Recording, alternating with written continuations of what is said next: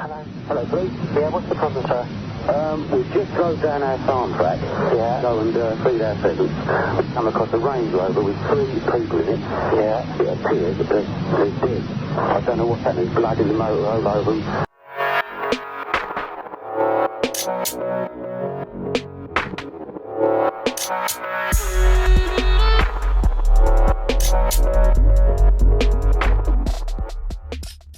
And welcome back to a new video on the Essex Boys case. As always, if you are enjoying the content, please do give the video a thumbs up. And if you're interested in the Essex Boys case, or simply true crime in general, don't forget to hit the subscribe button below. By October 1995, Mick Steele had 2 successful drug runs under his belt and had earned around £50,000 in smuggling fees alone. It was time to start enjoying the spoils of his life of crime. He'd spotted a dilapidated bungalow on the outskirts of Clacton called Meadow Cottage, which was in a prime location but in appalling condition. It needed rewiring, new plumbing, new ceilings, new plastering, the lot. It was perfect. The price was low enough for Steele to get a mortgage based purely on the income from his building business MJS Trading without arousing any suspicion. And once there, Steele could happily spend as much as he wanted, turning it into his dream home. The total price was £80,000. Steele put down £20,000 in cash and took out a loan for the rest.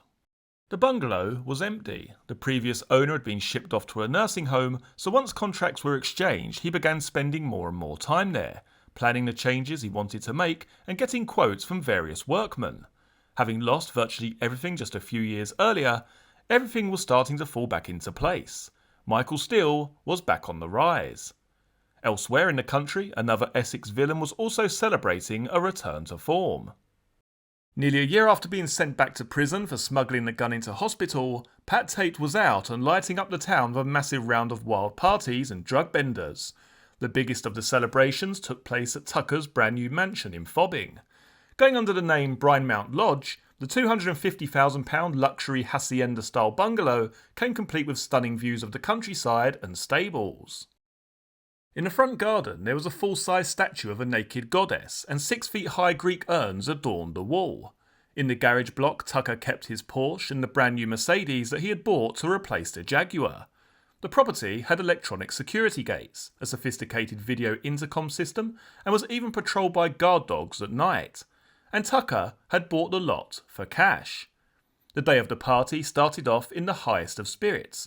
One of the many pictures taken shows Pat Tate, Mick Steele and Jackie Street all together. Tate has an enormous smile on his face and looks relaxed in an open-neck denim shirt. Steele is standing with his hand on his hip and is also grinning broadly. Between the 2 huge men, looking like a little ragdoll, is Jackie Street, kicking one of her legs up like a tiller girl. Soon after the picture was taken, Steele took Tate to one side to discuss business. Steele explained that he was planning another drugs run in a couple of weeks' time and wanted to offer Tate the chance to buy into it. Tate asked how much Steele would charge for importing and then balked at the £330 per kilo price, saying it was way too much. It would leave him with little profit from selling the drugs over here. Steele calmly explained that with his way of smuggling, there was virtually no risk. The chances of a customs patrol boat coming across his little rib on the way back from Blankenberg were less than 0.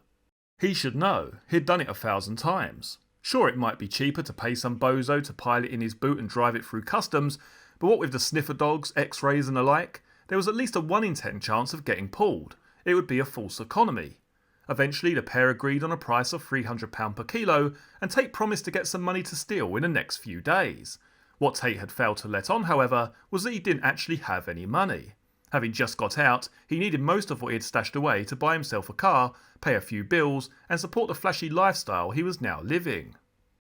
Tucker had given him control of a couple of clubs, but the profits from those would take time to arrive. The sensible thing to do was to pull out of the deal and wait. But Tate wasn't about to start being sensible. In fact, since getting out of prison, he had been getting increasingly out of control and paranoid. He began to fear that he was being left behind by Tucker and Rolfe.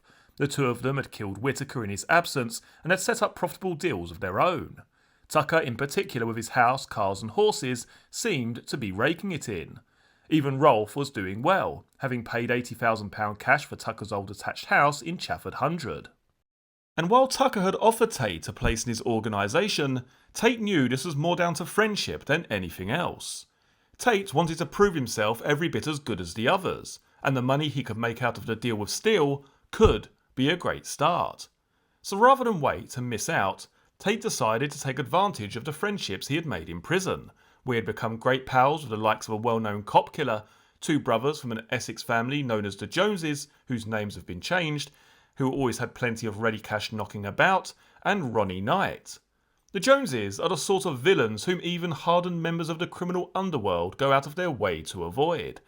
Totally ruthless, fearless, and efficient, the fact that few people have heard of them or their dominance of towns like Romford is testament to the power they wield. When Tate approached them, he made an offer they simply wouldn't be able to resist. Basically, if they lent him £40,000 for 2 weeks, he'd give them £50,000 back. Guaranteed. No one wants to look a gift horse in the mouth. The answer had to be yes. Hands were shaken, the money was duly handed over, and that was that. Tate was back in business. The parties continued, and so did the drug binges. Everyone goes a bit crazy when they get out of prison, living life to the fullest and all that. But Tate was taking it to the limit, and then some. It got to the stage where Tate himself was no longer calling the tune. The drugs were. Halfway through his official getting out bash at a snooker hall in Dagenham, a few days after the deal with Steele had been struck, Tate ran out of cocaine. He decided that he needed more, and knowing he had plenty stashed near his home, he asked one of the guests to drive him over to his place. The man had been drinking heavily and knew he was in no fit state to be behind the wheel of a car, so he refused. It was the wrong answer. Tate pulled the man to one side and pulled a gun on him. "Get in your fucking car and drive me back to my fucking house, otherwise I'll kill you." The man reluctantly agreed. Half an hour or so later, mission accomplished. The pair returned to the party. Tate got out of the car and made his way back to the door, before noticing that the man who had just driven him home was following close behind. "Where the fuck do you think you're going?" said Tate. "You ain't coming back in here. Fuck off. Go on, fuck off or I'll shoot you." Sarah Saunders had been Pat Tate's lover for more than 6 years, but during all that time, the couple were only actually together for a year and a half. I saw a side of Pat that nobody else saw. I was really in love with him. He had a terrific personality, but he was always in prison. Sarah had been there when Tate had robbed a happy eater in Basildon. She had been there, along with his then wife, when he jumped the dock at Billericay Magistrates Court to make his bid for freedom. She had been there when he was captured and sentenced to 10 years for robbery and drugs offences. She had even been there when Tate had been shot for the first time.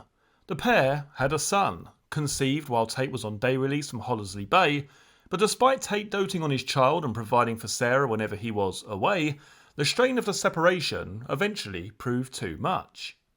When he got out of prison for the last time, we would just row a lot. He started taking lots more drugs and it was really affecting his personality. He wasn't the same bloke I'd fallen in love with. I hardly recognised him.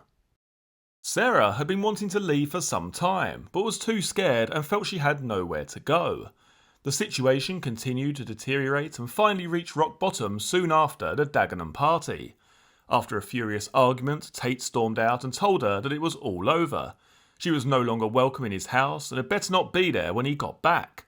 In desperation, Sarah called the boyfriend of a close friend of hers who lived a few streets away. He turned up in his car and helped Sarah grab a few things and took her to stay with them that night. The following morning, there was only one person Sarah wanted to call: Mick Steele. While Tate had been in prison, the person he trusted most with his money was Michael Steele. Tate had put him in charge of around £23,000 and given him strict instructions to dish it out to Sarah as and when it was needed to pay bills or buy things for their child. The pair had got to know each other while Steele was in prison, and she had also become very pally with Jackie Street. As the months went by, so the friendship between Steele and Saunders developed. As soon as he heard the news about her being kicked out, Steele began to help her to set up a new home. Darren Nicholls states, "I was trying my hand at running a business repairing and selling fridges and freezers. Mick called me up and asked me how much it would be to replace the fridge in Sarah's new house because the one she had wasn't working. Depending on how much it was, he was going to buy it for her, but he told me not to tell Jackie that he was paying for it, as she wouldn't like it if she thought he was spending their money on someone else. I told him it was best if I come round and have a look at it, because I might be able to get it working. Jackie Street picked me up in her RAV4 and we met Mick and we went over to Sarah's place.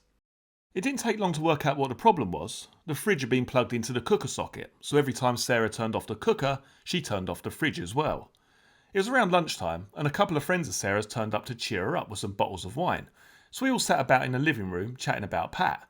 The whole conversation revolved around just how bad he was, how out of control he'd become, and how much he had changed. It turned out that when Pat found out that her friend's boyfriend was helping Sarah move out, he went completely mad. Even though he had actually told her to leave, he somehow blamed this bloke for splitting the two of them up. Along with Tucker and Rolfe, they went to track the bloke down. They basically kidnapped him off the streets and took him back to Pat's house, when they held a knife to his throat and told him to snort 6 lines of coke. He tried to say no, but they made it pretty obvious that if he didn't do as they said, they would hurt him really bad. So he started snorting, and they made him snort more and more and more, until basically the guy passed out. Once he was unconscious, they stripped all his clothes off and started putting out cigarettes all over his body until he came round. Then they made him snort more coke until he passed out, then they burned him again until he came round again. After a while, Tucker and Rolfe were getting bored and said they thought the bloke had had enough, but Tate wasn't having it. He was like a man possessed. He just kept waking the bloke up and making him snort more and more until eventually they ran out of drugs. Then Tate chucked the bloke in the boot of his car and dumped him in the front garden of his house. When the bloke's girlfriend came home, she found him rolling around naked in the living room, covered in burns and gasping for air. He'd had so much powder up his nostrils that he couldn't breathe through them. He had no idea what was going on or who he was. He was in a right old state, just crying constantly. They'd really broken him. He ended up in a psychiatric unit for 3 days, and when he got out, surprise, surprise, he decided not to press charges. Sarah was upset by the whole thing, but I was surprised to see that Mick was almost in tears himself. He kept saying that he just couldn't believe how someone he had once considered such a good friend had changed so much. He'd get more and more angry every time Sarah mentioned something new that Pat had done to her. He seemed to be taking it really personally. Eventually, he walked over to Sarah and gave her a big hug. It was a whole new side of him. Over the next few weeks, Steele busied himself working on making his new house into a home. Having discovered what seemed like 50 years' worth of rubbish in the barn, Steele enlisted the help of a few friends to help clear the place out. The pile of old boxes, pallets and bamboo canes that emerged were nearly 20 feet high, and just crying out to be turned into a bonfire. Guy Fawkes' night was just around the corner, so Steele planned a big party to coincide with him becoming the legal owner of the house. It was soon after the work on Meadow Cottage started that Tate called Steele at home and told him he'd speak to him again in 10 minutes. Both men were paranoid about their phones being tapped, so they had taken the numbers of the 2 public call boxes nearest their houses. Whenever they needed to talk business, they would make a quick call and then rush over to the payphone. More than once, Tate would cut off whoever was using the payphone and tell them to fuck off. No one ever tried to argue. 10 minutes after they first spoke, the pair were talking again. "I've got that money here," said Tate excitedly. "How soon can you go?" You've been listening to Blogs 19, written by Tony Thompson. This book is available to purchase online at Amazon and other online book retailers. Many thanks for joining me for this video. Very shortly you'll be able to see some other videos from the channel, including the Essex Boys playlist, which has all of the videos concerning this case in one convenient folder. If you like this video, please do give it a thumbs up. If you're new to the channel, please consider subscribing. I look forward to seeing you all again in the next video. Take care. Cheers.